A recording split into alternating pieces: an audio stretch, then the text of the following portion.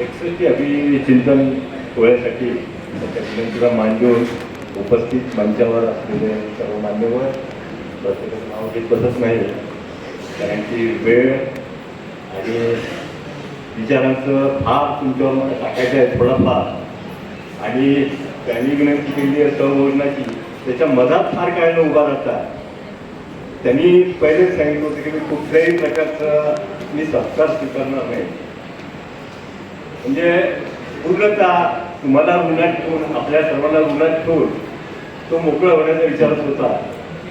पण तो हा विसरला, हे विसरला, किंवा शब्दांचा भाग तरी त्याच्यावर नक्कीच टाकू शकतो असा हा रमाकांत, मनानं सहनशील, पटकन व्यक्त न होणारा, परंतु कला आसक्त, दुसऱ्यांच्या भावना सातत्याने जपणारा, दुसऱ्याला काय वाटेल या विचारामध्ये सतत दुर्पट असलेला, या विचाराने भारावलेला असा आमचा मित्र रमाकांत नाट्यक्षेत्र असो किंवा कोणत्याही क्षेत्रामध्ये डायरेक्शन म्हणा, तुम्ही नेपथ्य म्हणा, ते कोणालाही मदत करण्याची सातत्यानं पुढे असलेला हा आमचा मित्र. मला खरं 61 किंवा अभिष्ट चिंतन याच्यापेक्षा आपल्या सर्वांना रमाकांत कसा वाटला यातूनच खरं उत्तर आपण त्याला देऊ शकतो, किंवा त्याच्या आयुष्याची ओळख निर्माण होऊ शकते असं मला वाटतं.